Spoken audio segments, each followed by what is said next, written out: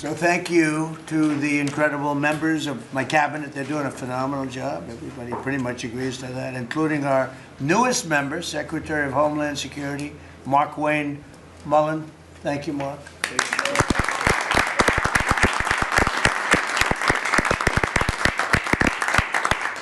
And we all know him very well, and he was a very popular senator, a very effective senator. Effective probably being the more important word. JD, don't you think? Yes, sir. And we wish you a lot of luck. Thank you. I think you do fantastically well. Congratulations to you. You have an amazing family that were here yesterday in the Oval, sworn in. His family's amazing, so thank you very much. We're now on day 41 of the disgraceful Democrat shutdown of Mark Wayne's department. Congratulations. He came into a department that shut down by the radical Democrats. Right? But Democrats are really punishing the American people. I saw it today on one of the shows where they were interviewing people at the airport, and they're all angry at the Democrats. They're saying they're actually angry at Schumer. I didn't think anyone knew his name. One woman said, that Schumer is disgraceful. He's a disgrace to our country. But they're angry at the Democrats. They know what's happening. But they're punishing the American people, including travelers at airports, all in the quest to return to open borders and give amnesty to illegal alien criminals. They want to give amnesty to some of the criminals that came into our country, just about all of them, actually, if you look at it. They love sanctuary cities, which is a sanctuary for criminals. They want to make sure they're taken care of. That's what we're fighting about. That's really what they're fighting. They don't talk about that, but that's what they're fighting about. They want to protect criminals. In many cases, 11,888 murders. Many of them, I will say, are gone now. Because of us, we got them out. But still have some left. Should have never happened, should have never been allowed to come into our country. But we're not going to let it happen. We're not going to let the Democrats get away with this stuff, and people are wise to them. So they need to end the shutdown immediately, or we'll have to take some very drastic measures. This morning, I want to give an update on the Operation Epic Fury, which is an appropriate name because we are absolutely obliterating them. Over the past 3 weeks, we've been hitting Iran's military capabilities at a level that few people have ever seen before. People never knew there was such a capability. We have the strongest military anywhere in the world by far. I built it during my first administration, and I used it during my second administration. Unfortunately, because I'd rather not have to use it.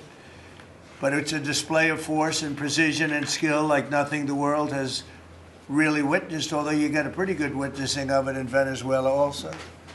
And that was a smaller version of what we're doing now. We're crushing their missiles and drone stockpiles, destroying their defense industrial base. We've wiped out their Navy completely, their Air Force completely. We've wiped out a large percentage of their missiles. And the missile launchers, without the launchers, the missiles don't do any good. And we've knocked out probably close to 90% of the launchers, probably more than 90% of the missiles themselves. Between some they fired and more than they fired, we knocked out. We've also destroyed a lot of the factories. We're continuing to do that, but a lot of the factories where they manufacture the drones and the missiles. The drones, too, are way down, but the reason they're down is they go one way and they don't come back, because for the most part, we're shooting them down. But we also are able to, we've really done tremendous damage to the places where they make them. And just so we set the record straight, because I've been watching the Wall Street Journal's fake news and all these stories that get printed like, oh, I want to make a deal. They are begging to make a deal, not me. They're begging to make a deal. And anybody that saw what was happening over there would understand why they want to make a deal. But they say, oh, we're not talking to them. Anybody would know that. And only a total fool. And they're not fools. They're very smart, actually, in a certain way. And they're great negotiators. I say they're lousy fighters, but they're great negotiators.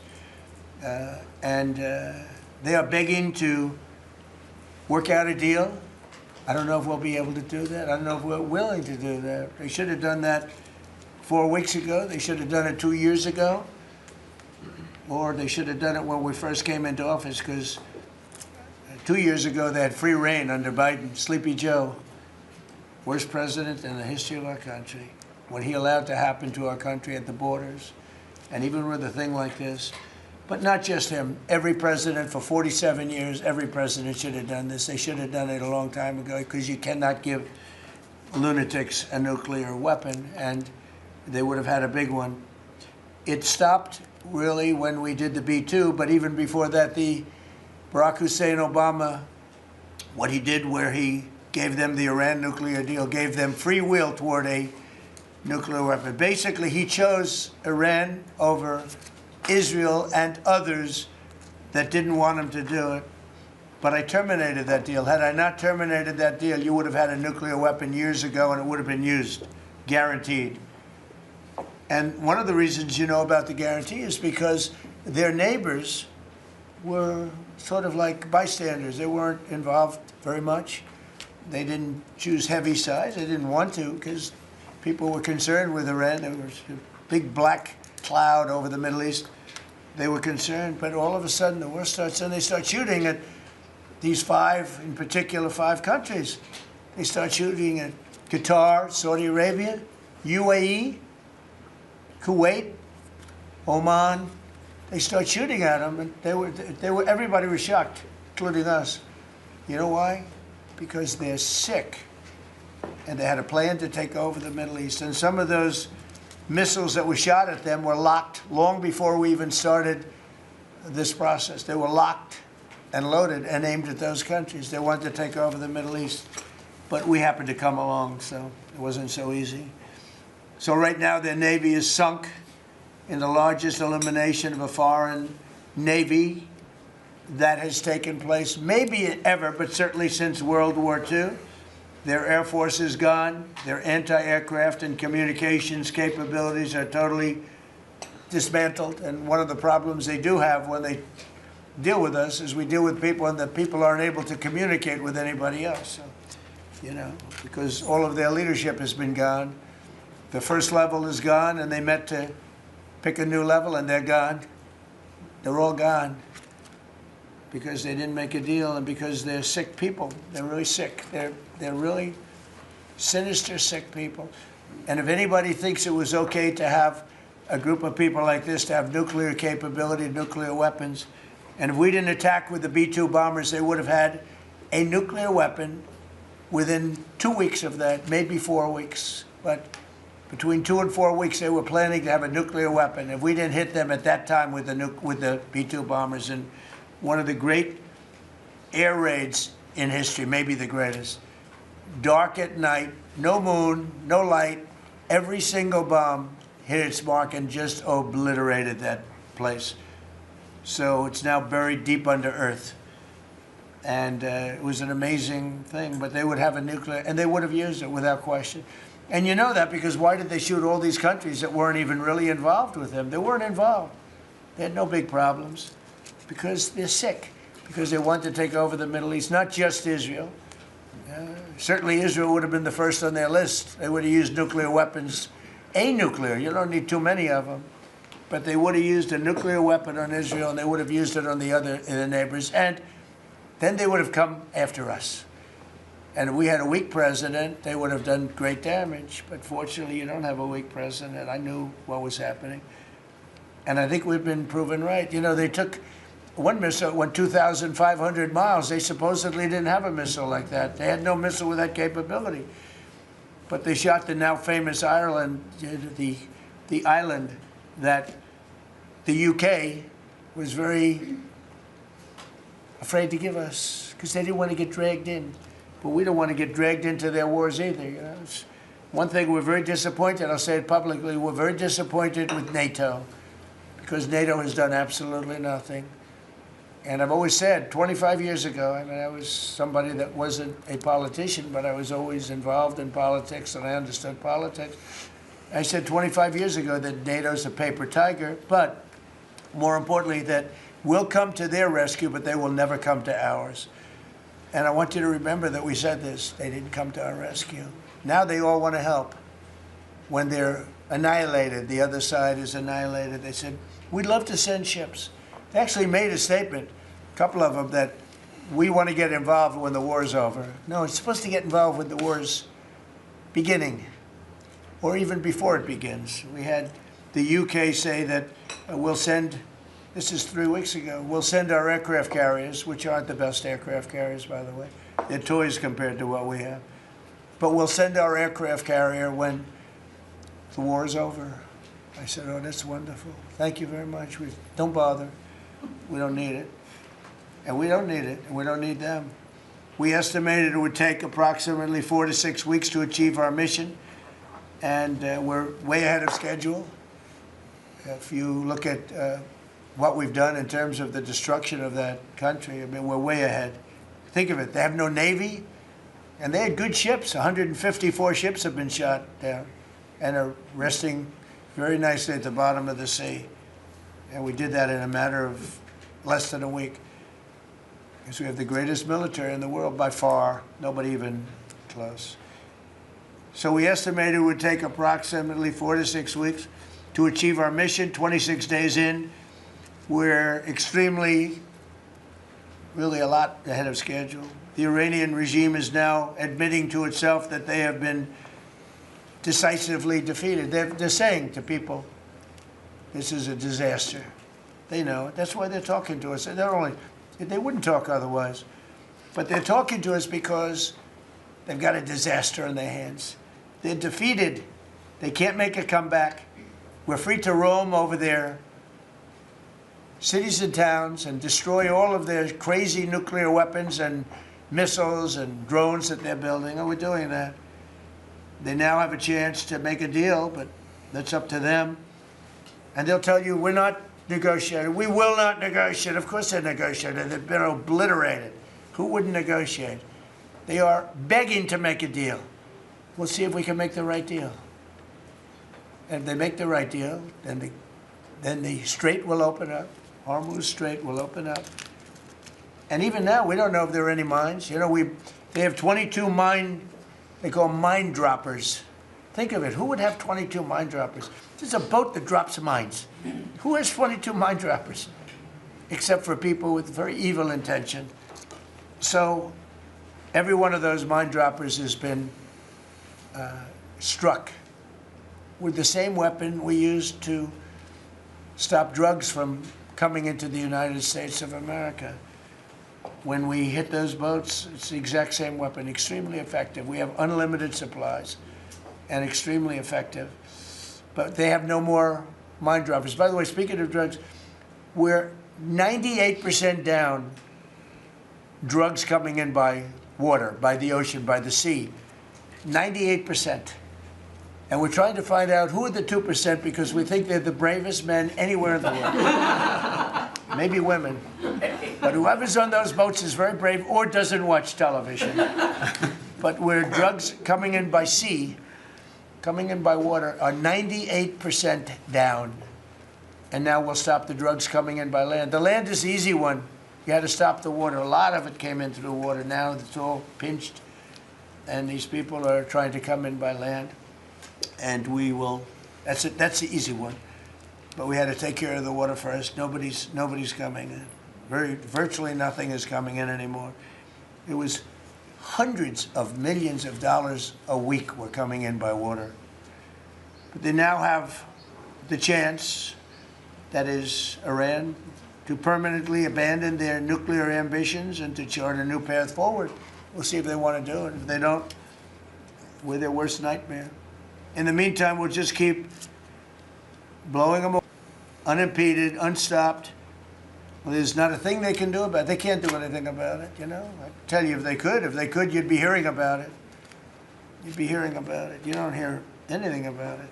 They can't shoot our jets. We have the best military equipment in the world. No, not even a contest. You see that with Venezuela. They had other equipment. They didn't have ours. It didn't work. Didn't work. Think of it. We did the situation in Venezuela. It was a great military operation, getting a very, very dangerous man who's killed a lot of people, forced people into our country.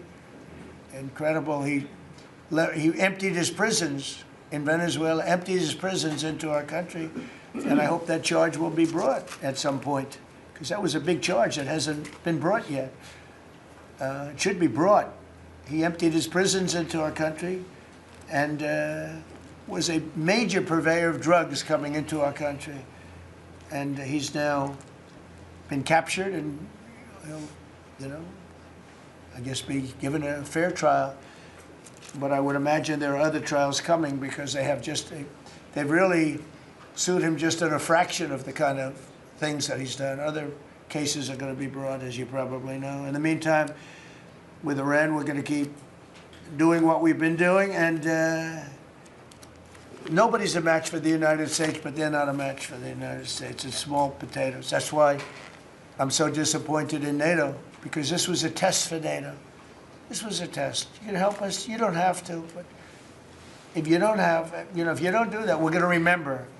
Just remember this in a number of months from now. Remember my statements. They have an expression, a great expression, never forget. You can never forget. So as we end threats to America abroad, we're focused here at home on building the greatest economy in the history of the world. Now, before this started, the Dow hit 50,000. The S&P hit 7,000. Both of those achievements were not achievable. Every one of you, most of you, I guess, said you'll never hit 50,000 during a 4-year period because it was too high a number. Well, we hit it in our first year. And I said, well, now we have to take an excursion to Iran and we have to stop this maniac who's no longer with us. The supreme leader wasn't so supreme, no longer with us. It's very sad. But we have to stop him from blowing up the world, blowing up the Middle East, and blowing up our country, and we did that. And frankly, I thought the oil prices would go up more, and I thought the stock market would go down more. It hasn't been nearly as severe as I thought. I think they have confidence in maybe the American president and maybe the people sitting around this table. But Americans filing their taxes this year are receiving record-setting refunds. It's been a very big story. Well, it should be a big story. I don't think you read about it that much, but I speak about it. I speak about it because if I speak about it, at least people hear. You don't write about it. You don't write about the drug prices going down. It'll be going down 30, 40, 50, 60%, 70%. Favored nations, called most favored nations, we're going to be paying the lowest price anywhere in the world. Before we paid the highest price in the world, Bobby, right? And now we're going to pay the lowest price in the world. That's quite a difference. It's a difference of from 40 to 70 and 80 and even 90%. That's a pretty big difference. But we're slashing regulations and investment is pouring in from all over the world. We have the most investment of any country in history has been put into our country in the last year. And again, we had to take a little detour. Won't be long. Going to end soon. We had to take a little detour, go to Iran, and we had to put out a fire. Very dangerous fire that could have blown up big portions of the world, if not the whole thing.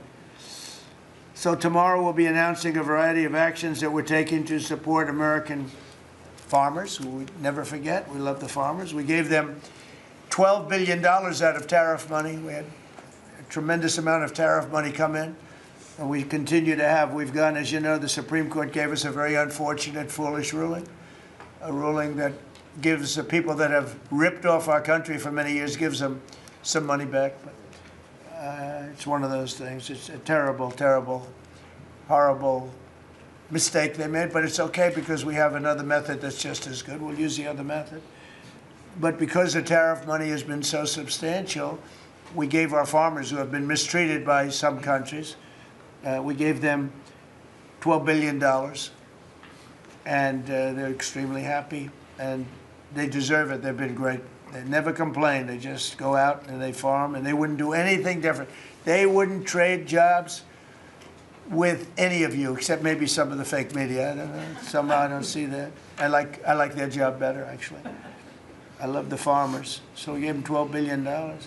So in just a few moments, Treasury Secretary Scott Bessent will discuss the actions that we're taking to address energy prices, which have not gone up as much as I thought, Scott, to be honest with you. And, it's not over, so maybe it'll go up a little bit more. It's all going to come back down to where it was and probably lower. And my predictions have been right. Trump was right about everything. They have a new hat. Trump was right about everything. It's pretty right. But Scott's going to address that. And I think before we go very much further, I want to ask Vice President J.D. Vance to say a few words about where we are with the situation he's involved with Steve and with Jared on negotiations. And then some of the others will speak. We'll have Marco say a few words. Pete Hegseth, who was born for this role. I mean, he's doing a great job. They gave him a hard time. And now people, I'll tell you, somebody came up to me yesterday, gave you a very hard time, said, you know, I made a mistake. Pete Hegseth is doing a good job. So when I tell you who, you're not even going to believe it. He said Hegseth. He gave you such a nasty hard time. But you're doing great. And then Steve is going to speak, and Scott will speak last. And if we have any questions, we'll take some questions. You may have questions. I doubt it, but you may have some. So, JD, please. Yes, sir. Well, thank you. It's good to see everybody. Proud to be part of this team. Proud to be serving the president of the country. Let me just say a couple things. The first of all is the president summarized this very ably. But look, the Iranian conventional military is effectively destroyed. They don't have a navy. They don't have the ability to hit us like they could have even a few weeks ago. And what that does is that gives us options, Mr. President. Now, there's been a lot of reporting about diplomatic options, about negotiations. There's, of course, Pete and his team. There are further military options. But what we have now that we didn't have when the president took over just a little over a year ago is the ability to use every tool at our disposal to ensure that Iran doesn't get a nuclear weapon. Because when I say options, I think it's important the American people know options for what? And it's options to ensure that Iran never has a nuclear weapon. You talk about people who walk into a crowded supermarket and have a vest on, and they blow up the vest and a couple of people get killed, and that's a terrible tragedy. What happens when what's on the vest is not something that can kill a couple of people, but can kill many, many tens of thousands of people? That is the most important American national security objective that exists for any administration at any time, is you don't want the worst people in the world to have a nuclear weapon. That's why the president is doing this. That's why the president cares so much about this particular issue. I'll let Steve talk a little bit about the details of the negotiation, but the last thing I'll say before I turn it over to Marco is I'm very mindful, of course, that we have a lot of folks overseas fighting very ably for the United States of America. I know Pete and the whole team, we're very proud of them, but they're fighting at a time where we are about to enter as Christians the most important week of the Christian calendar, the Holy Week that celebrates the return of Jesus Christ to Jerusalem. And so I want to say to all of my fellow American Christians, but particularly those serving in the Gulf, that I wish you all a very blessed Easter, a very blessed Holy Week, and we continue to stand behind you and continue to support you every step of the way. Thank you, sir. Thank you very much. Marco? The most important job any president has is to keep the American people safe. And every president says it, but we have a president that means it and does something about it. As the president outlined very clearly to the world on the night this operation began, Iran has been at war with the United States for 47 years. For 47 years, Iran has been killing Americans and attacking Americans across this planet. And other presidents had an opportunity to do something about it. And they all warned about how Iran was dangerous, but they refused to act. And this president's not someone that's going to refuse to act. He's not going to leave a danger like this in place. He's going to address it, and that is what he is doing. From the very first night of this operation, the president made it very clear. People like this, and now what I'm talking about is not the people of Iran. The people that run this country are radical Shia clerics. These are religious fanatics. Look what they are doing now. At their weakest point, this is the weakest Iran has ever been, and look at what they're doing. They're attacking embassies. They're attacking hotels. Imagine what these people would do if they had a nuclear weapon. That is an unacceptable risk for the world. By the way, the president's not just doing a favor to the United States and to our people. This is for the world. He defined very clearly on the first night of this operation what the goal was. We were going to destroy Iran's navy, and that is happening. We were going to, if it hasn't already happened, I'll let Pete speak to the specifics of it. We were going to destroy their missile launching capabilities. We're well on our way to achieving that goal. We were going to destroy the factories so they couldn't make more missiles and more drones, and that is moving forward. Every single objective the president clearly laid out on the first night of this operation is being effectuated. Again, Pete will speak to the specifics of it. This has been an incredibly successful operation. Every day, it may not get covered because, you know, we're unlike them. We're not bombing embassies and hotels. We're hitting military targets. But every day, the Department of War lets the drummer get wicked over every portion of Iran that has these military capabilities, and the results are going to bear fruit for the world. The world is going to be a safer and a better place when President Trump's mission here is achieved. And frankly, I think countries around the world, even those that are out there complaining about this a little bit, should actually be grateful that the United States has a president that's willing to confront a threat like this and not allow it to continue to persist. Because these people will kill as many Americans as they have a chance to do, and if they have a nuclear weapon, as the Vice President pointed out, they could kill millions of Americans in the future, and that is a risk that was not going to continue to exist as long as we had this president. Thank you, Marco. You know, it's very interesting because yesterday I was watching, is it Anthony Blinken? And he was saying that they should have done it. But they didn't do it. Nobody did it. Nobody did it. For 47 years, Marco, that's the number, 47. I guess now it's 48, because we've been saying 47 for a long time. It's probably 48. But for 47, 48 years, every president should have done this. And some are saying now that they made a big mistake in not doing it, but we're taking care of business. Steve Witkoff, please. Mr. President, it is my distinct honor to be a member of your cabinet and to report to you and your team on our negotiations with Iran. Mr. President, you directed Jared and I to pursue a diplomatic resolution with Iran prior to Operation Epic Fury, which we did.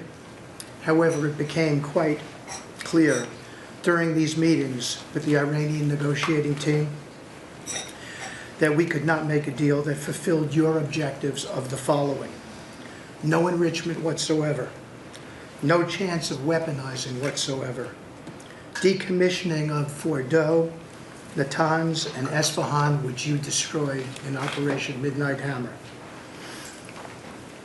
no stockpiling of any material, which they flagrantly violated, turning all enriched material over to us, and a cutback in Iran's missile inventory and range capability of those same missiles. Throughout our meetings with the Iranians, we heard the following from them. The Iranians have the inalienable right to enrich. Then we heard they possessed enough 60% enriched material, 460 kilograms, to make 11 atomic bombs. Finally, we heard the following statement. They would not give up diplomatically what we could not win militarily. In other words, they were again miscalculating the success of Midnight Hammer, which was a total success. These are incontrovertible signs, among many other signs, sir, that their regime had not given their negotiating team authority to make a deal required by you.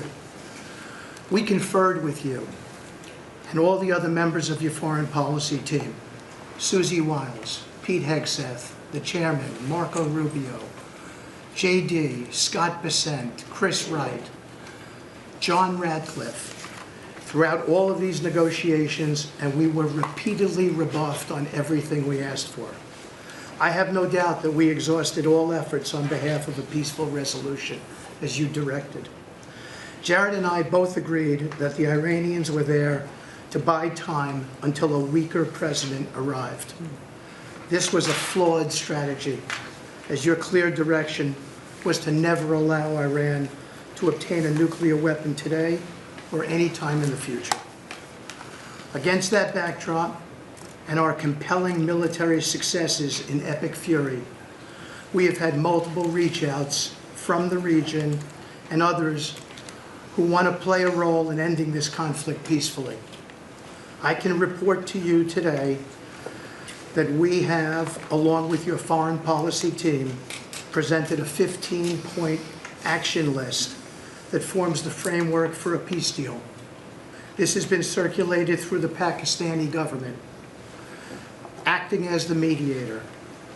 And this has resulted in strong and positive messaging and talks, as you just indicated to the press.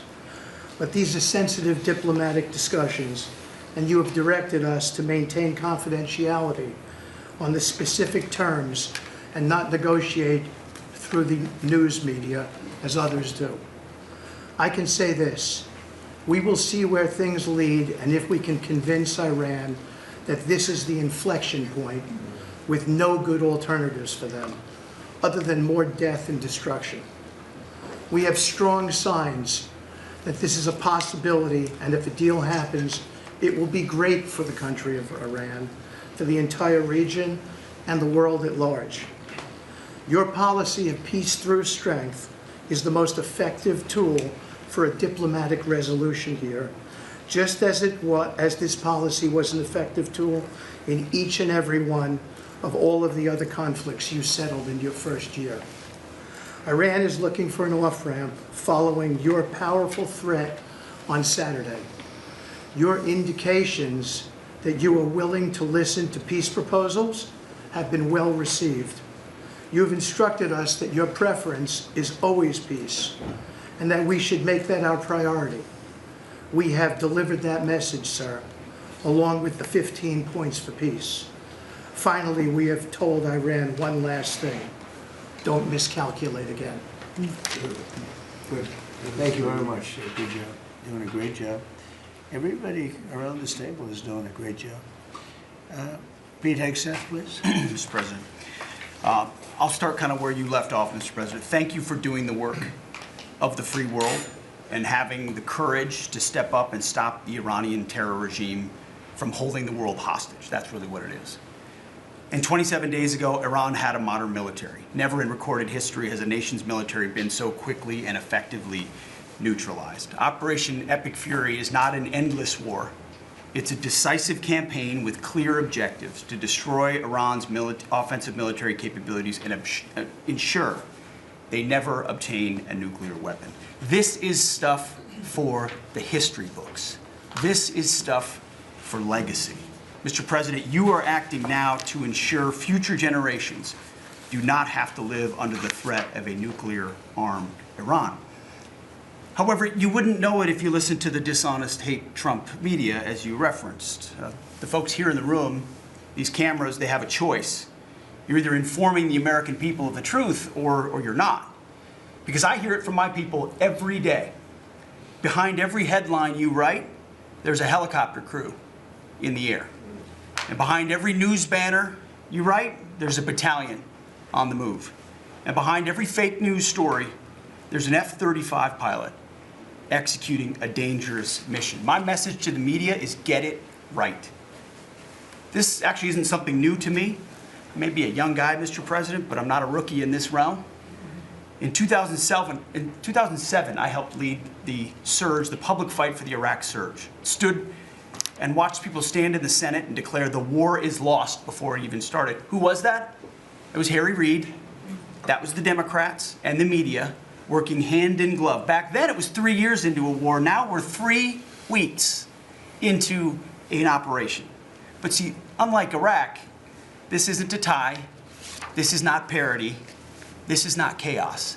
This is success, pure American success, on plan, and as the president said, ahead of pace. Over 10,000 enemy targets destroyed, over 140, I think now you're right, Mr. President, over 150 naval vessels sunk, underground facilities destroyed, their defense industrial base in shambles, and overnight, not only do they not have a Navy, Mr. President, they no longer have a Navy commander. IRGC's Navy commander was killed overnight in operation. So no Navy leader. Now that here's the thing about the media, though. If President Trump had not acted, you'd be screaming, why not? And now that he has taken decisive action, you're asking, well, why did you? It's the same old tired playbook, TDS in your DNA. But the hardworking, God-fearing, patriotic Americans out there know better. And you alluded to this, President Obama, Mr. President. Here's a fact that you don't hear on your networks, but we know. Many of the Iranian military factories and bases that we're systematically destroying were paid for by the pallets of American cash that Barack Obama flew into Tehran under the Iran deal, you might call it an inconvenient truth. Iran took our money and turned it into weapons and bunkers and ammo. And now we're destroying those weapons, and you're righting, Mr. President, that grievous wrong. And make no mistake, we had to act. And our objectives are clear: no nukes, no Navy, and a complete dismantling of their missile program and defense industrial base.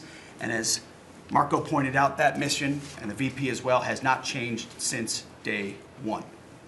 Yet, 2 days ago, they shot 2 failed missiles on a target 4,000 kilometers away. For years, they told the world that their missiles could only range 2 kilometers. Surprise. Yet again, Iran lied. And to the world, I say London is 4,000 kilometers from Iran. Washington, D.C. is 3,300 kilometers from Venezuela, another country President Trump did something about, that partnered for a long time with Iran. So you're telling us that Iran is not a threat to the world or to the U.S. President Trump knows better. And here's what success actually looks like right now. You mentioned it, Mr. President.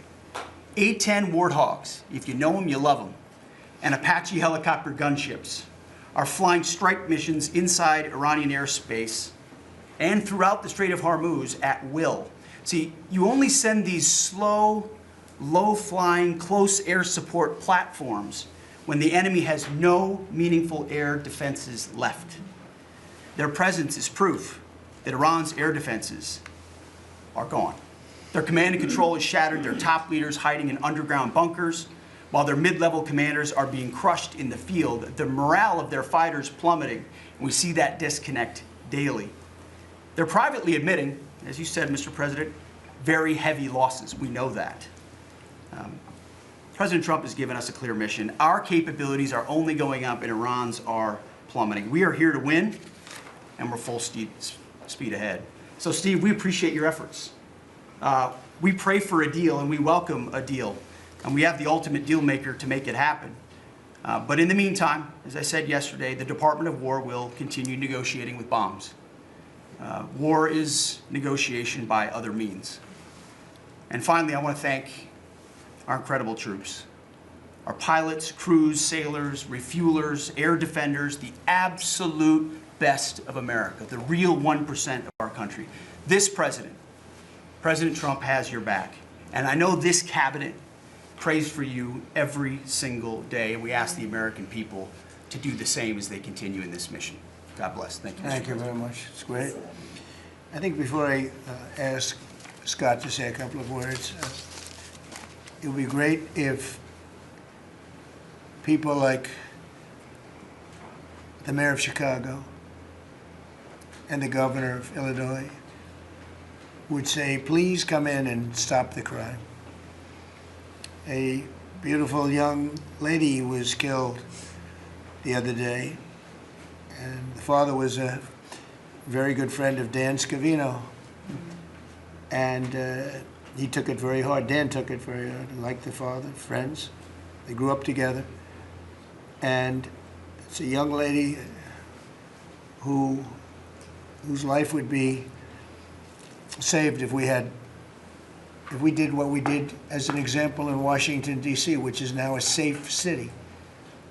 All the time, people come up to me in the building, people that work here, they say, thank you so much. I know immediately what they're talking about. They're able to walk to work. They walk to work. You all walk to work. Some of you were mugged. I know you told me stories. Some of you were mugged. One person in particular was viciously mugged. In the group right here, it's not happening anymore. You have a safe city. Louisiana, the governor of Louisiana called me, can you help me with New Orleans? They just had the Mardi Gras. He said it was the safest Mardi Gras we've ever had. Sounds terrible to say. No murders. You know, it sounds like, who would say this? No murders, but they always had murders. They had a lot of crime during Mardi Gras. He said virtually no crime. We had the troops down there. Memphis, Tennessee, I just got back. We were there. Crime is down 75%. In a short period of time, we're there 5 months. We could do that for Chicago. We could do that for New York. We could do that for L.A.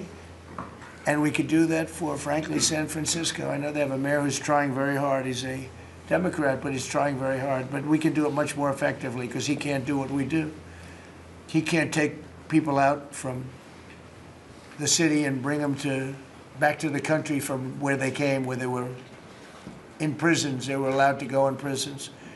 There were drug dealers, the highest level drug dealers, murderers, 11,888 murders. We do things that they can't do. I had friends calling me up from San Francisco. Could you give him a chance? I said, absolutely. If you want him, we'll give him a chance. He's trying. He's doing okay, but we could do much better. We could make it a lot safer than it is. San Francisco, a great city, was a great city, could quickly become a great city again. But, you know, they're going very slowly. I tell my friends they're very substantial people. They're in a certain business where people have made a lot of money. I hope that lasts. But they have a tremendous potential. It was one of the greatest cities in the world. Now it's got a lot of crime. And the mayor is really trying. Again, a Democrat trying. And I spoke to him. He just wants to have a chance. And I said, we'll give you a chance. But we can solve it very quickly. This young lady would be around today if we were around, because we have nobody coming through our border. I mean, literally for 9 months, it's zero. It's hard to believe that that number can be possible, because millions of people came in through Biden. But nobody even tries. We don't have the caravans of thousands, 25, 30,000 people pouring into our border. They come up in caravans. We don't have caravans anymore. There's no such thing anymore. There's a name that I think I developed, but somebody developed it, but I think it was me. I thought it was an appropriate name. Thousands of people would come up and just barge into our country, totally unchecked, totally unvetted. And this man came in, Dan, right? And he came in through the ridiculous open border of Biden. If we were there, the election was rigged, what are you going to do? Came back, big comeback. But if we were there, we wouldn't have had people coming through. It's amazing. You know, it's so easy now because everyone knows they're not getting through. We don't have any caravans. Once they know that, when it was easy to come through. When I heard that they had an open border policy, I said, boy, this is going to be, I couldn't believe it. But when it was actually, you know, it dawned on me because I had built 1,000 miles of wall and we were finishing up some, and he didn't want to finish it up. I said, they really do want to have an open border. And we got it finished. But that young lady would be alive today. And she'd be alive for another reason, because we would have the National Guard in Chicago and in New York and in other places. And they love doing it. It's like training, to be honest. It's actually training. I never want to take them out of D.C. I mean, maybe somebody later on will do it, but I never want to take. You know, the people, they look, they say, we feel so good, we feel so safe. We see these beautiful, strong people, and they're so nice. They help. They open the doors for people. They carry bags. They pick up paper when they see paper on the ground. I looked at D.C. last night. I drove to make a speech, and I drove through, and I said, take me this way, take me that way. The city's clean. The fences are down. You don't have homeless all over your parks. I mean, we had parks. There was no room for anything else other than homeless. It's all clean and nice. And it'll be even more beautiful in a year from now. And we have some projects that are great. This ballroom is going to be something that's so beautiful for the city, so desperately needed by presidents. I mean, now it's no secret the military wanted it more than anybody. It was supposed to be secret, but it became unsecret because of people that are really unpatriotic saying things. But doesn't matter. Doesn't matter. It's going to be great. We're building an arc, a triumphal arc, which will be incredible for the city. Incredible. We're fixing up what was the Kennedy Center. You know, I was honored when the board changed the name a little bit. Actually, it shows that the Republican and the Democrats, they work together. It's really something we work together. I think it's a great symbol, actually. But we're doing a lot of work. That building is ready to fall down. It's in terrible shape. We're closing it. We're going to open it with a bang in less than 2 years. It'll come in under budget, ahead of schedule. That's what I do. It won't be like the Federal Reserve that's costing $4 billion or something thereabouts. Think of it, $4 billion. You know, it's amazing. I said to the group before, I said, everything I do, I get sued. I build under budget, ahead of schedule. I get sued over a ballroom that's going to be the most beautiful ballroom in the country, so desperately needed. You won't have to have tents sitting on the wet White House lawn. If it rains, you get wiped out, to honor the president of China or the president of France or the president of somewhere. You could have the greatest. We get sued by the National Trust for Historic Preservation. They don't know what they're doing.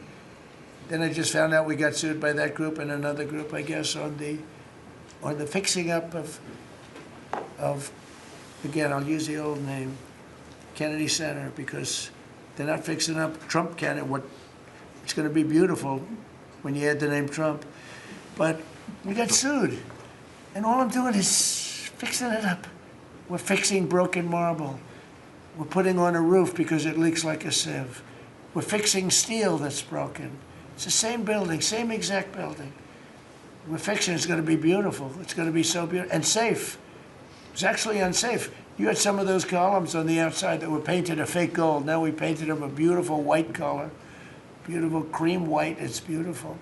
Everyone said it's so much more beautiful now. Instead of a cheap, you can't imitate gold. See, I'm a gold person. It's all real stuff. You can't imitate it. Someday they'll discover a paint that will look like gold, and the guy's going to be the richest man in the world. But you can't imitate real gold. It just doesn't. That's 24 karat, which is what this building deserves. But think of it. I get sued because I'm fixing up the Trump Kennedy Center. We're going to make it gorgeous and safe. We're fixing new windows, new this, but just all fix up. I got sued by preservationists. But you know who they didn't sue? The man that took this beautiful Federal Reserve building. That's small, much smaller than the hotel I built. I built the Waldorf Astoria Hotel down the road. And it was a beautiful job for $201 million. It's bigger, I think, than the Federal Reserve building. And it's got rooms and bathrooms, and it's not like just an open office space, which is much cheaper to build. Think of this. I hear he's going to be over $4 billion for a little building. He doesn't get sued by anybody but me. I sue because it's either somebody's very crooked, which has to be, because what happened to all that money? You can't sue. I would have done that building for $25 million. It's going to cost maybe $4 billion, and we have a great new person coming in to take over the Fed. And Kevin may not ever have an office, because I don't know if they're going to be able to build. I passed that building the other day. It's a see-through. You know what see-through means? There's no walls up. And they're going to spend. But the National Trust for Historic Preservation, which is a joke, by the way, they didn't sue that building. They didn't sue anybody. But they sued me, and I build. And by the way, my buildings, it's all donations. Rich people and people are putting up the money. Zero taxpayer dollars. Is that right, Scott? Yes, zero taxpayer dollars. This stuff is all done for free, and I get sued. This could only happen to Trump. But they don't sue the guy whose interest rates are too high. That's why we call him Too Late. His name is Jerome Powell. We call him Jerome Too Late Powell. And done a terrible job. He suffers from Trump derangement syndrome, as he probably should, because I hit him pretty hard. But so I don't blame him. But they don't sue a man who has taken this gorgeous building, ripped it down from the inside, taking ceilings that are as beautiful as you've ever seen, taking the ceilings down instead of leaving them, taking walls down that were 2 feet thick of solid concrete and plaster, replacing them with 6-inch walls with no insulation. I said, let me ask you, are you going to put insulation in? No, it's not in the budget. Oh. Insulation costs $5. Now you're going to hear the guy next door. If he's next door to me, I'll be able to hear his military plan. I'll know exactly. If Lutnick is in there, I'll say, oh, I know exactly what Lutnick's got planned. It's the craziest thing I've ever seen. They've ripped this gorgeous building apart, and you can never build it again. I could, but it costs a lot of money. But a normal person can never build. So you're going to have crummy little walls. a flat little ceiling eventually, but right now you don't have anything. And nobody sues this guy. And then when Jeanine Pirro, working with Pam and others, has the courage to sue to find out what happened to maybe $4 billion and a building that may never be occupied by Kevin Warsh. He may never get there. We're going to have to find him some space in the White House. We'll put him in the basement of the ballroom. But when, now think of it, when Jeanine Pirro and Pam and the group, when they bring a suit, it's like, oh, this terrible thing. And then we have a judge that attacks us. So we've got to get our priorities straight, you know. It's a very sad thing that's happened with the Fed. And then just one other thing very quickly, you have Gavin Newsom in California Railroad. That's 100 times over budget. It's out of control. It was supposed to go from the middle of San Francisco to the middle of LA. Well, now it stops way short of both. It now goes into areas that nobody ever heard of. It's billions and billions of dollars over budget, years and years, maybe decades late. And that's why we have a country that has a lot of problems, you know. We have incompetent people. It's all people. Think of this, Federal Reserve, I would have had that building done for $25 million. I would have, if I did it, it was up to, somebody else would have done it for more. So maybe 50. But you could have done that building, if it was properly done and planned, you would have done that building for, I would have done it, for $25 million, and it would be better. It would be better. See this pen right here? This pen is an interesting example. It's the same thing. So this pen is very inexpensive, but it writes well. I like it. But I can't have the pen the way it was. You know what it is. I don't want to give too much publicity, but they do treat me well. Sharpie. So I came here, they have $1,000 pens. And you know, you hand pens out, you're signing and you hand them out, you're handing them to all these people. Sometimes you have 30, 40 people. And they were $1,000 a piece. Beautiful pen, ballpoint. 1,000, it was gold, silver, gorgeous. But I'm handing out to kids that don't even know what they're, what is this, Mommy?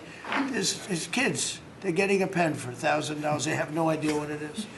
And I feel guilty because I'm like, you know, I'm by nature, I don't, you know, it's the government. I love the government like I love myself economically. I want to save money.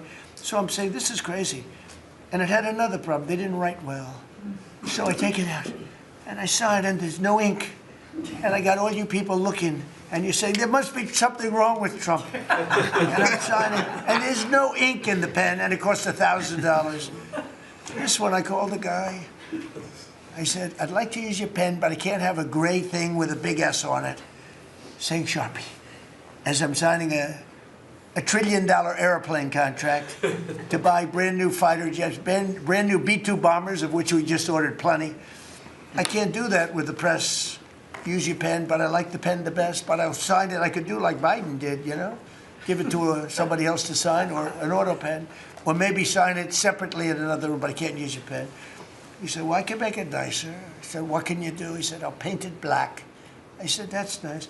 And I can even paint the White House on it, sir, if you like, in gold. Almost real gold, not bad. And I can even do your signature, sir.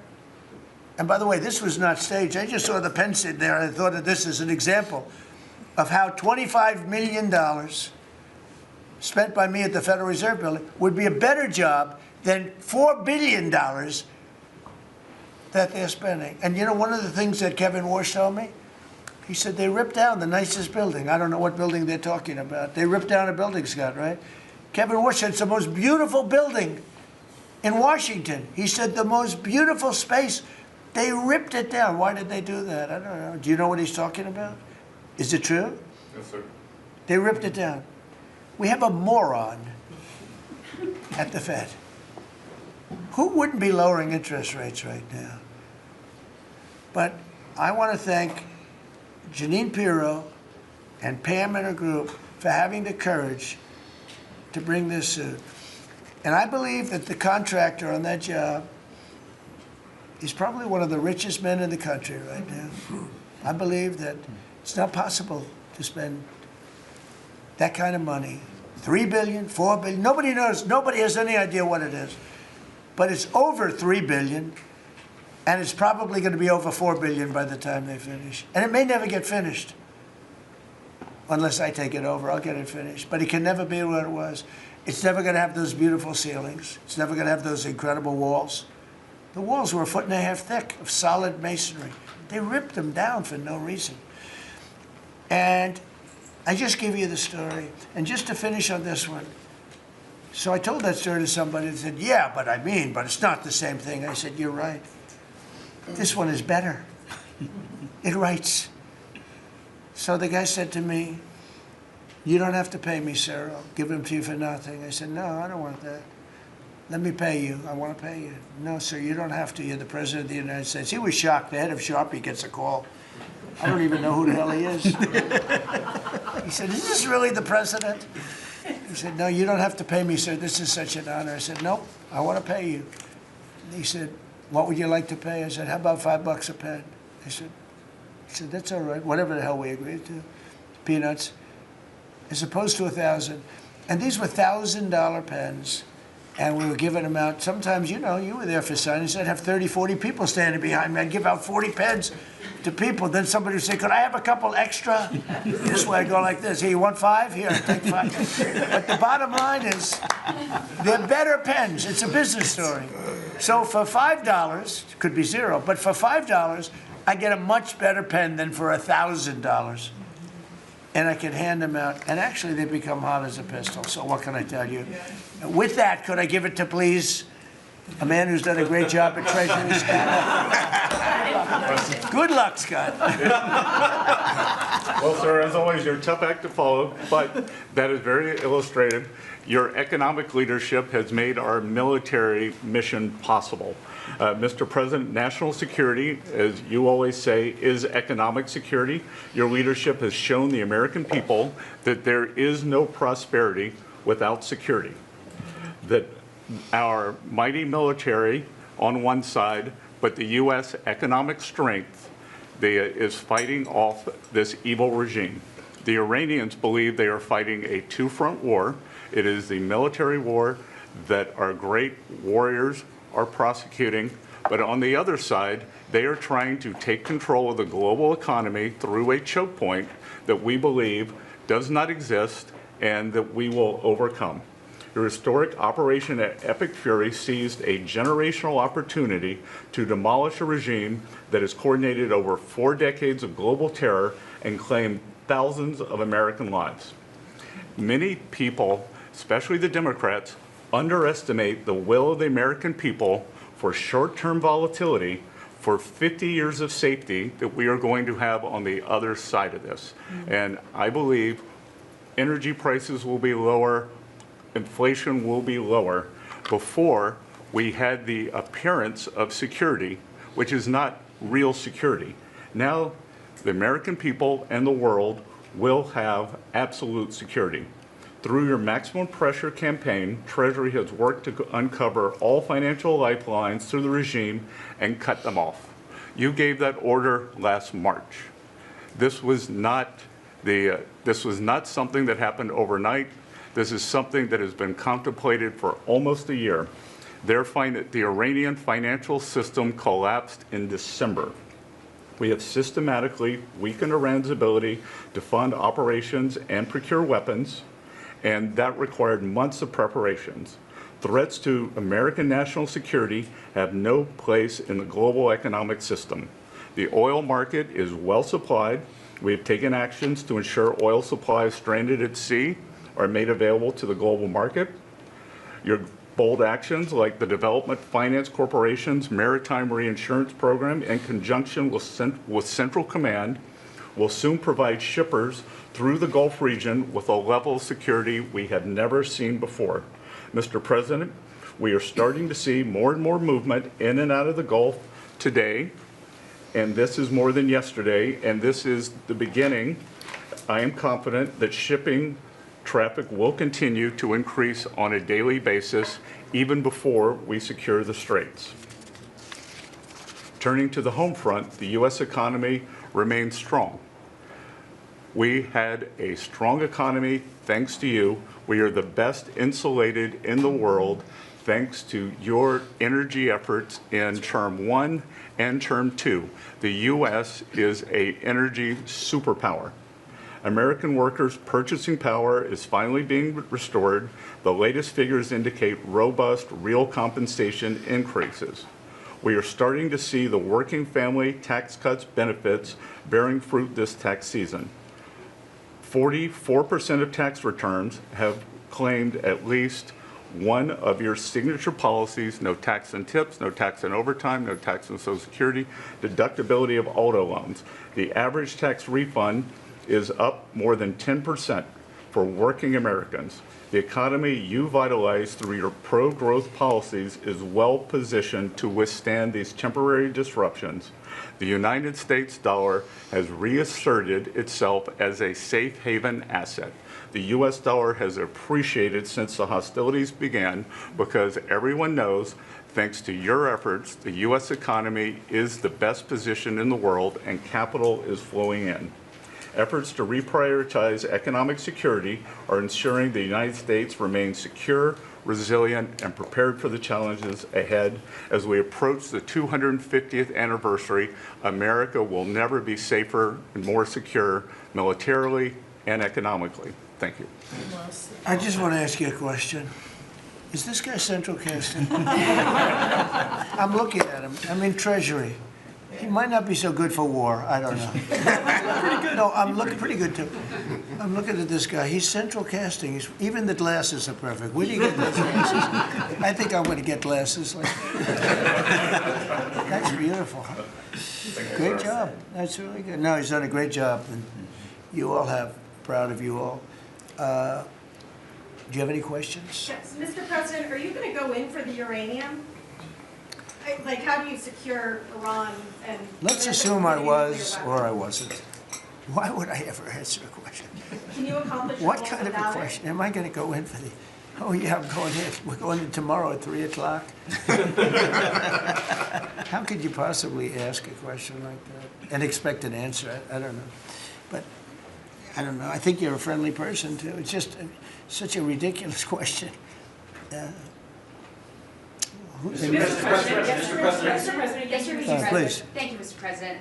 There's been a report that potentially the U.S. is looking at diverting some munitions, air defenses that were meant for Ukraine to the Middle East. Is there any accuracy to that? Is that something you're considering? Well, I'd have to ask you, but we do that all the time. You know, we have tremendous amounts of ammunition. We have them in other countries, like in Germany and all over Europe. We have, you know, we're packed. And sometimes we take from one and we use for another. We help Ukraine. Biden started, and he gave $350 billion away, too much, way too much. And we sell it now to NATO. We sell it to NATO, and they probably give it to Ukraine, mostly, I think. They give it to Ukraine, but we get paid for everything that we give. We don't give anything anymore. That's a tough situation, that whole Ukraine situation, very, very tough. We're working very hard on getting that one solved. It doesn't have any impact on us, virtually nothing. In fact, if anything, I mean, we sell a lot of equipment for that unfortunate war. 25,000 people died last month, 25,000, so mostly soldiers. Some in the towns, but for the most part soldiers. They're dying. Nobody's seen anything like it since World War II. It's a terrible situation, and hopefully that's going to get settled. You know, I settled 8 wars. And many of them, I think, were more difficult than this one. In theory, they were more difficult, but there's tremendous hatred between President Putin and President Zelensky. Tremendous hatred. I've seen it before, but I've never seen it maybe to this extent. And I think that's calming down a little bit, and I think we have a chance of getting it done. But it doesn't affect us. Thousands of miles away. That's why when I heard the head of Germany say, this is not our war, about Iran, I said, well, Ukraine's not our war. We helped, but Ukraine's not our war. I thought it was a very inappropriate statement to make, but he made it. You can't erase it, but he felt that way. I said, well, you know, Ukraine's not our war, and it's not, but I would like to see all those young people stop being killed. I mean, they're being killed. It's like a slaughterhouse. What's happening there is horrible. 25,000 on average. Last 2 months ago was 31,000 people died in 1 month, Marco, right? I said, it's getting crazy. It's getting worse. Think of it, 31,000 soldiers, both Russian and Ukraine, died 2 months ago, 25,000 last month. And if I can solve that, it would be a great honor to do it. I wish it could have gone faster. I solved other ones in 1 day that had been going for 32 years. We stopped one that was starting, it was already started, India and Pakistan, and the Prime Minister of Pakistan, a very fine gentleman, said President Trump solved something that was going to cost 10 million lives. That was going to cost a lot of lives, 2 nuclear nations. And those were complicated, but we got them done quickly. This one is, it's a shame. And the only reason I'm doing it, frankly, is because I want to stop death. I want to stop the death from happening. I think I'm going to go with a man that I've missed, Brian. I haven't seen you in a long time. I've missed you. He's been in a very strange location. I don't know. He's had a strange thing happen. But anyway, go ahead, Brian. Well, good to see you too. Actually, good to see the entire cabinet here. Good to see you too. You talked about gas prices coming down. Yeah. Obviously, they will. But would you ever consider suspending the federal gas tax in order to kind of temporarily alleviate some? Well, some people should do that. As an example, in California, every time prices go down, his prices go up because the gas tax is bigger than the tax itself, bigger than the product itself. It hasn't. I mean, we've thought about it, I guess, but honestly, when I did this, I knew it was going to be a little bit. We had the greatest economy ever. We had the greatest stock market in history. I said, we're going to take a little bit of a hit, a short-term hit. It's going to end up going much higher than it was, in my opinion. I said we're going to have a great stock market. Nobody thought we could get to 50,000 or 7,000 in the respective indices. Nobody thought that was going to happen, but it did in the first year. They said it couldn't happen in 4 years, that you wouldn't hit 50 in 4 years, but you could maybe get close. We hit it in the first year. And I said, this is a good time to solve a problem that you had to solve. And that's what I did. But the gas tax, people have talked about it. It's something we have in our pocket if we think it's necessary.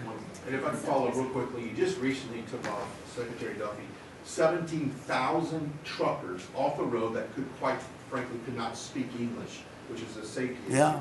Could we ever extend that to Uber drivers, Lyft drivers, cab drivers, for someone who takes a lot of Ubers? A lot of my drivers can't speak Oh, well, that's not good. I didn't like that. Go ahead, John. So that's a really good point. The problem is that our states are the ones that issue these licenses.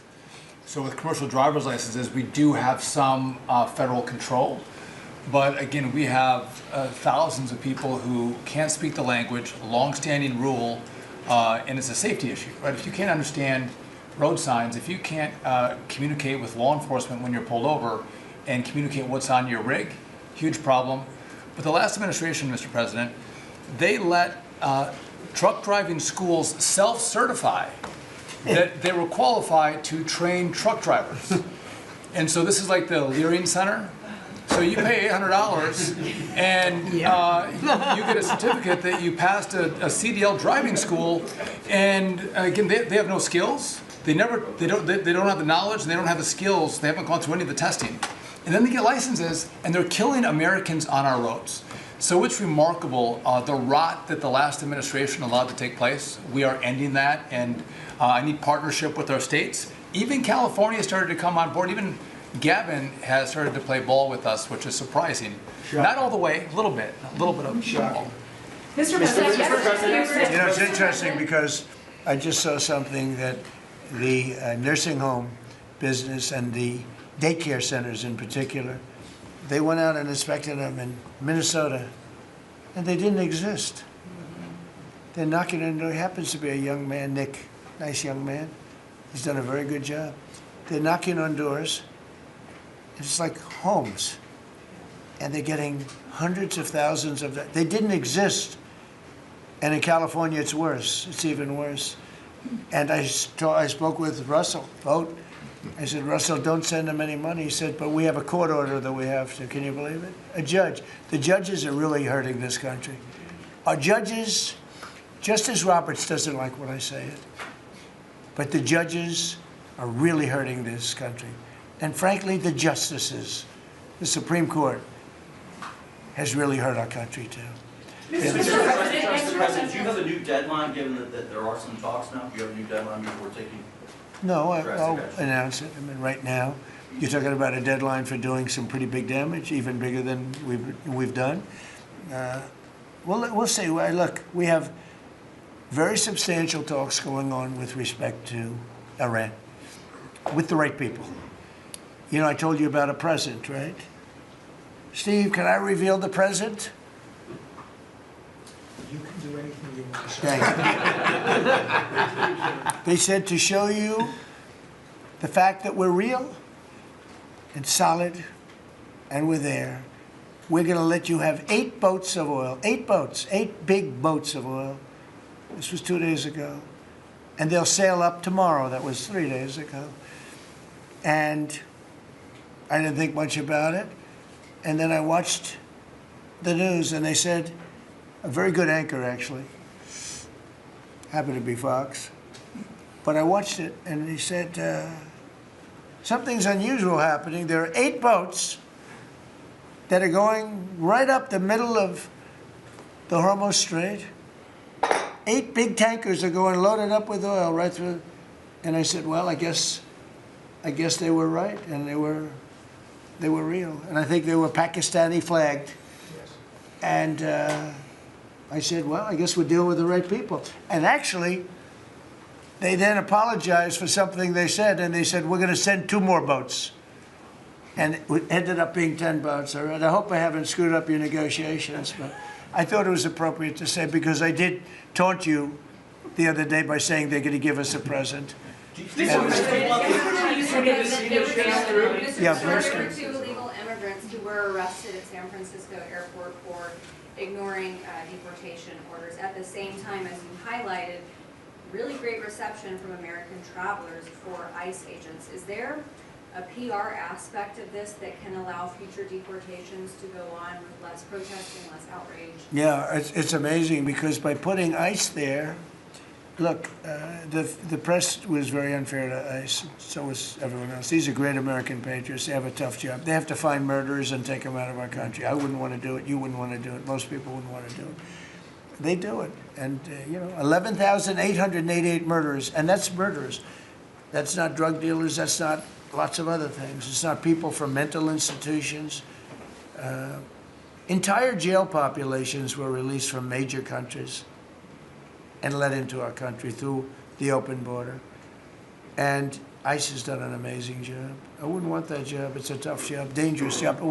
So what happens is, by putting them at the airport, and I just said, do me a favor, take off your masks, and they did. For that, not for when they're looking for some, cold-blooded killers and they're in the, but for that, and they did, they took them off. And the passengers, I see the interviews of people, they're saying, these are nice people. One person said, he's a very strong man, but he's a nice guy. He grabbed my bag. He helped a woman with a bag that she couldn't lift. And I'll tell you, I don't want to use the word rehab because there was nothing to rehab, but rehab from the press, because the press is so tough on them. And these crooks in Minnesota, these crooked politicians and dirty cops, they're dirty politicians. Waltz is a dirty, crooked politician. The Attorney General is a crooked guy. He's no investigations, and I hope JD's going to do a great job. He's in charge of it now with somebody who's very talented. But I think it's easy stuff. They say $19 billion, think of it, is missing. $19 billion. If we would solve half of the fraud problem, Pam, in this country, we would have more than a balanced budget.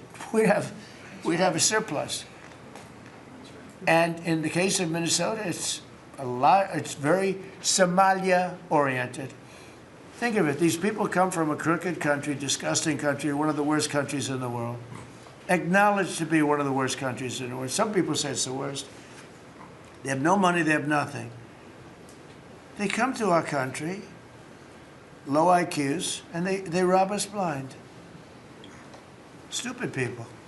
And they rob us blind because we have crooked politicians and we have dirty cops. The Attorney General's a dirty cop. It's my opinion. It's only my opinion. And something should be done about him. Let's see what kind of a job he Mr. can President, do. yesterday you said that you hate mail-in ballots. Excuse me? Should Iran be able to charge a toll for the Strait of Hormuz? They're charging some vessels to go through. Oh, yeah. Well, should they be able to? I mean, they shouldn't be able to, but they're doing it a little bit. I don't know. Look, their capability is a lot less than it was 2 weeks ago. And with every week and every day, frankly, it gets less and less. All I can tell you is they're begging to make a deal. So let's see what happens. We may make a deal. Tell me about mail-in ballots. Go ahead. You mean I used a mail-in ballot? You probably said, yeah, I did. Why did you You know use what? that? Is Because there I'm a bias? President of the United States, and because of the fact that I'm President of the United States, I did a mail-in ballot for elections that took place in Florida, because I felt I should be here instead of being in the beautiful sunshine But you taking. were in Palm Beach, sir, the last few weekends. That's right, and Could you have gone in I person? decided that I was going to vote by mail-in ballot because I couldn't be there, because I had a lot of different things. But you know, we have exceptions for mail-in ballots. You do know that, right? So if you're away, we have an exception. If you're in the military, we have an exception. If you're on a business trip, we have an exception. If you're disabled, we have an exception. And if you're ill, if you're not feeling good, we have. So I was away, mostly in Washington, D.C., so I used a mail-in ballot. But I appreciate the question, because I know it was so well-meaning. Yeah. Mr. President, I actually just looked up the company that owns Sharpie, and they stock turned positive after you mentioned it. Question on your end. By the way, they deserve it. Yeah, question on It's a your good end. product. So you gave a 5-day deadline. With oil tankers going through the Strait of Hormuz, is that a condition to move that 5-day deadline? Well, we don't want anything impeded. We want ships to go through. We don't know that they've dropped any mines, by the way, because we blew up all their mine droppers, right? We blew up every one of them. They're going to have to take them out on a rowboat or something. I don't know how the hell they get out there, but we don't really know. You might speak to it. We don't know. There could be a few of them out there, but that's a lot. You know, if you have $1 billion ship and you get hit by a mine, it's not the greatest thing in the world. So if you think, the problem with that, that's not like you've decimated a military.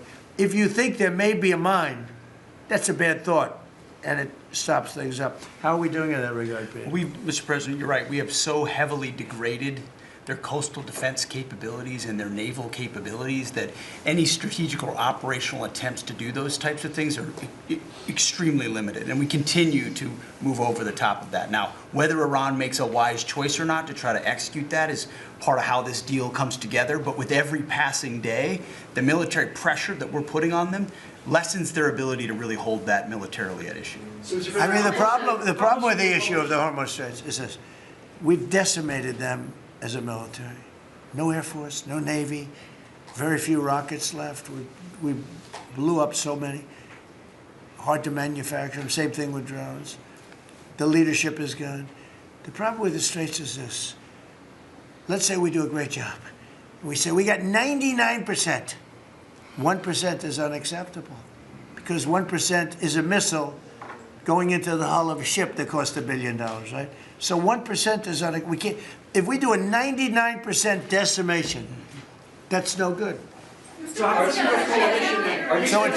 it's really, you know, a little bit. But I have a feeling it's going to clean up pretty quickly. I could just say this: they want to make, and I probably hurt our little negotiation. It gives them a little impetus to say, well, I wish you didn't say that. But they said yesterday that we weren't negotiating with them, and now they admit that we were negotiating with them. So they want to make a deal. The reason they want to make a deal is they have been just beat to shit. So the Are you thinking of taking control of Iran's oil? It's an option. I mean, I wouldn't talk about it, but it's an option. Is that something you've thought about? Well, in Venezuela, we've done very well working with Venezuela, certainly. And we've taken in billions and billions of dollars. And by the way, Venezuela is doing better right now than they've ever done in the history of their country. And sort of like a joint venture. But the United States has made a lot of money, Marco, right? With it. Do you want to talk about that for a second? About Venezuela? Yeah. Yeah, I mean, I think Venezuela in the first 2 months of this year generated more revenue from oil sales than they had most of all of last year. But the money's not being stolen anymore, and it's being held in a U.S. Treasury blocked account. And to the extent it's flowing to the Venezuelan government, it's going to help people, like fund hospitals, pay teachers. It's not And we being get a stolen. lot of it, and they got more than they have in many years. Think of it. We get a lot of it. We have a deal. We get a lot of it. We had 100 million, think of this, 100 million barrels we took in the first 2 weeks. 100 million barrels. That's a lot of oil. It's a lot of ships. And we got some, and they got some. We paid for the ships. A lot of money left over. And Venezuela has done better now with us. Call it a partner, call it whatever you want. With Venezuela has been amazing. The people, actually, I'm the highest polling person. And in other words, after the presidency, I think I may go to Venezuela and run for president against Elsie. I may run against Elsie.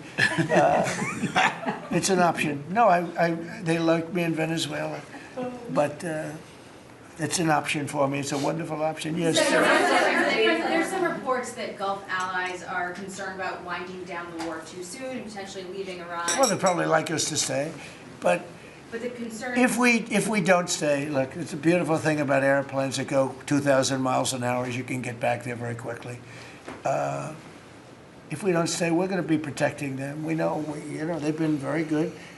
Hey, Qatar, Saudi Arabia, in particular, Qatar, Saudi Arabia, UAE, the three of them, Kuwait, Bahrain, they've been 100%. Now, in all fairness, they could have gone the other way. They were surprisingly missiled. They were shot at. Nobody ever thought they'd be shot at. UAE had 1,400 missiles aimed at them. Fortunately, they had the greatest anti-missile weapon in history called the Patriot. Almost every single missile was shot down.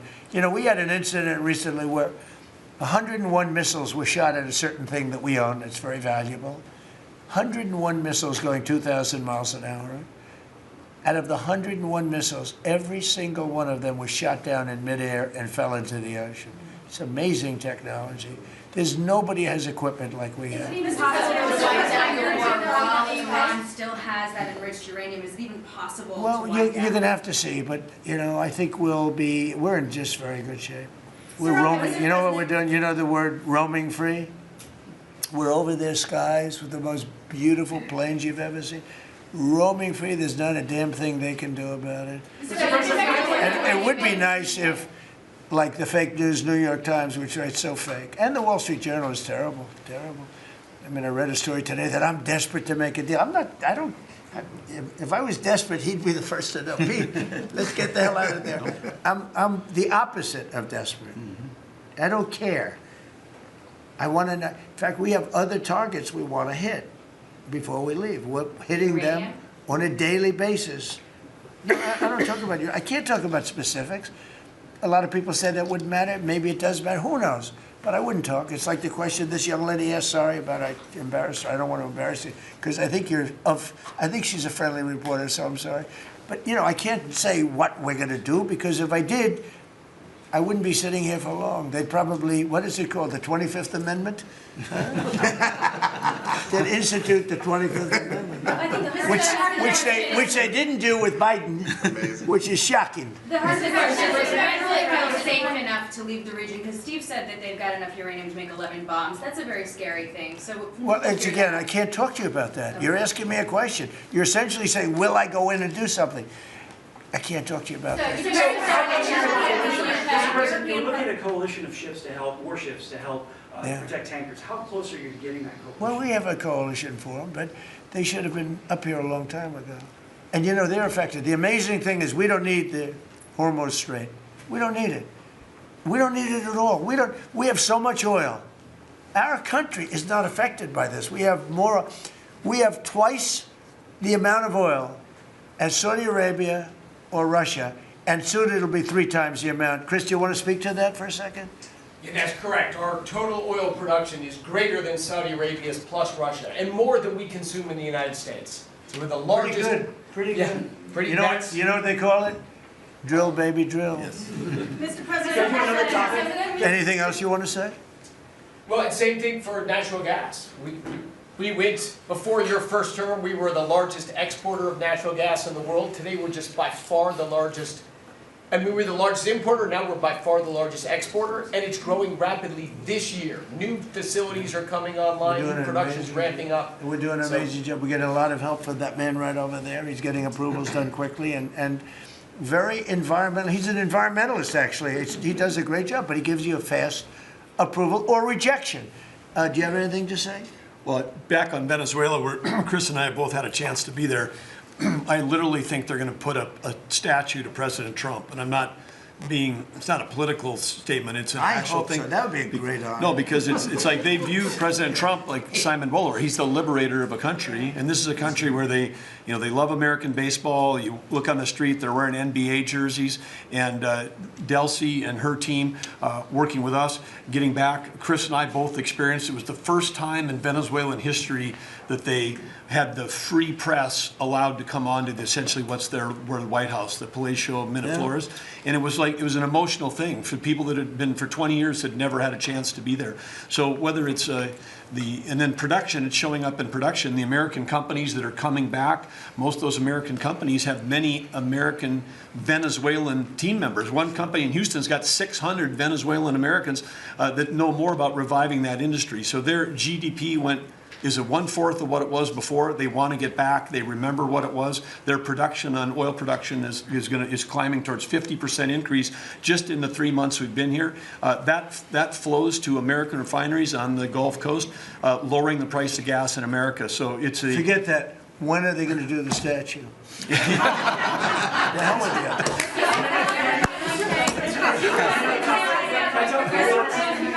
Thank you. You've been really honest about how disappointed you are in Sir Keir Starmer, particularly in relation to Iran. So I'm curious about your phone calls with him, how easy they might be. And also, were you surprised by... Are we talking about Starmer? Yes. And are you surprised by how weak... I think he's a lovely man. I do. I think he's a lovely man. But I think he did something that was shocking. He didn't want to help us. And maybe in particular that country, we were the longest bond, the longest ally. Australia, too. Australia was not great. I was a little surprised by Australia. I wouldn't say anybody was great, other than the 5 countries in the Middle East. We never really had very much support. We spend trillions of dollars supporting countries, and this is Little League. This isn't the big league deal. This is sort of Little League pool for us. This was look, we decimated them in a period of a week. In the first week, it was over. In the first few days, it was over. I think the Navy took us 3 days to essentially annihilate it. They weren't there. So if there's ever a big one, which I hope there's not, but if there's ever a big one, I don't think they're going to be there. And that's not fair. And we have to remember that as a country, because we spend trillions of dollars protecting Europe, protecting the countries of NATO. They weren't there for us. For small time. This is small time. You know what? Venezuela is a big deal, but it's not the big one. They weren't there. So what makes you think they'd be there if we needed them for something? And your prime minister was not there, as you know. He was there after we won. He said, we'd like to send some ships. I said, we already won. We don't need them anymore. But can you explain why he was reluctant to help? Why he what? Why he was reluctant to help with Iran? He didn't have to. I didn't ask him. I just said, just tell me no. I mean, we're always going to be there, or at least we were. I don't know about anymore, to be honest with you. I would have to be honest. We were always there when they needed help. We always would have been there when they needed help. I mean, think of it. We're there to protect Europe from Russia. In theory, it doesn't affect us. We have an ocean, big, fat, beautiful ocean. But we're there to protect NATO, to protect them from Russia. But they're not there to protect us. It's ridiculous. It doesn't make sense. I tell you, a lot of people were big NATO people. I was never big. I was okay. I got them to pay 5%. By the way, they haven't paid it yet. You know that. You know, I got them to pay 5% from 2% to 5%. They didn't pay it yet. I got them to pay up to 2% because they weren't paying the 2%. Then I got them to pay 5%, which they should be at. And we had a lot of, oh, that was great, great. Oh, only Trump could do it. But the problem is they haven't paid. Because if you look at the numbers, they haven't paid yet. So we were there for them, but they were not there for us. Did we need them? No. I never thought we needed them. I was more doing a test. I said, I really would love to have you come up. Bring your boats.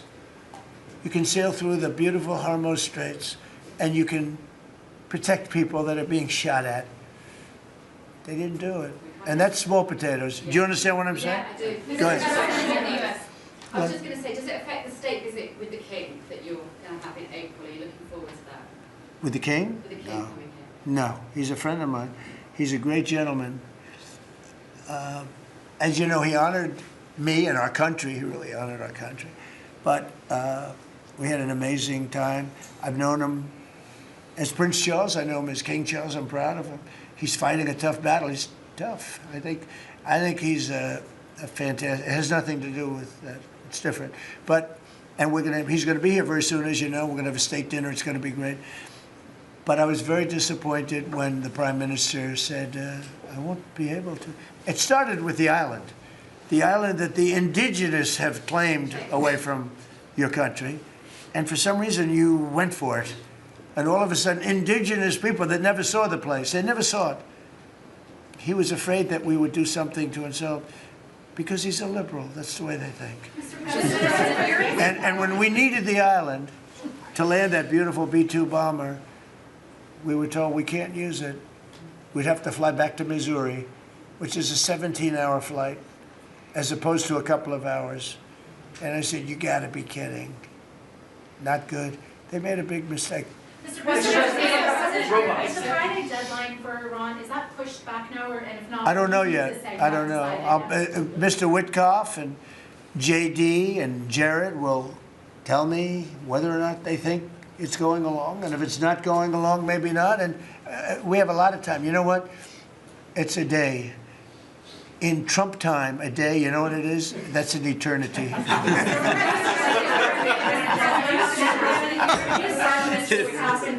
Say it, what? European Parliament just passed a major deportation plan. Some of the tenets of it are that member states can deport rejected asylum seekers to third countries regardless of whether they have a connection to it. It allows for detention periods of up to 2 years, and also offshore return hubs or detention centers similar to ours. Who did this? Which country? European Parliament, and the vote was not close. It was 389 in Good. favor to 208 against. I'd vote with them, yeah. Europe is where you are now. Do you think that will move the needle with Democrats? I don't care about the Democrats. The Democrats hate our country. The Democrats are in chaos right now.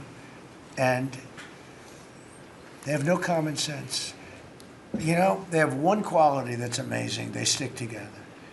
And it's harder because they stick together in a ridiculous policy like men playing in women's sports, open borders for everybody, including murderers and anybody else that want it. We're open to you. Come in, murderers. You know why they do that? They do that for a couple of reasons, but they do it for votes because they think they're going to vote for the Democrats. Even though I did great with the Hispanic vote, tremendous with the Hispanic vote. You know, I turned that whole thing around. The Hispanics like me and I like them. And you know, it's interesting with the Hispanics. When I built the wall, everybody said, oh, that's going to ruin us for the Hispanic. It was just the opposite. They know all about immigration, and they know all about death and crime, and they're smart people, and they have common sense. They wanted to be protected from the people that were coming into our country. So, you know, I won the election with a very tremendous Hispanic vote, and I think it's higher now than it was then. So, we're a party of common sense. The Democrats are a party of insanity. They're a party that will destroy our country. If I didn't win this election, I believe our country would have been destroyed by now. 1 year, that's all it would have taken. If you had Kamala or Sleepy Joe, either one, it wouldn't have mattered. They're the same thing. Two sleepy people, two stupid people. I believe, and by the way, Gavin Newsom, who is one of the candidates, I believe he took himself out of the running when he says he suffers from mental disability. And a reporter said it was terrible that I talked that way about somebody with mental disability. I said, I have no problem with it, but I don't want a person with mental disability to be my president. I mean, you don't want to have a person with mental disability being your president. And Gavin Newsom said that he can't read a speech. He can't do almost anything. And then he said he's as dumb as all the people in the room. And he got accused of being a racist, which was an amazing thing. I thought it was the worst interview I've ever seen anybody give. He's actually a very stupid person. So I believe he's out of the running.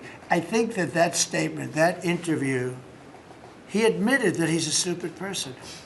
I don't want a stupid person being president. You know, I'll say it right now. I say it because no press never reports it. I'm the only president that ever took a cognitive test. I took it 3 times. It's actually a very hard test for a lot of people. It wasn't hard for me, but it's a cognitive test. It starts off with an easy question, and by the time you get to the middle, it gets tougher. By the time you get to the end, very few people can answer those questions. They get very tough, mathematical equations and things. I took it 3 times. I aced it all 3 times in front of numerous doctors that I have no idea who they are.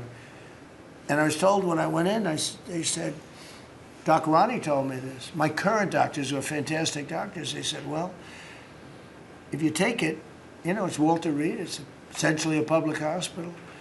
And if you do badly, it's probably going to get out. But I aced it. I got them all right. And one doctor said, I've never seen anybody get them all right. I've been doing the test for 20 years.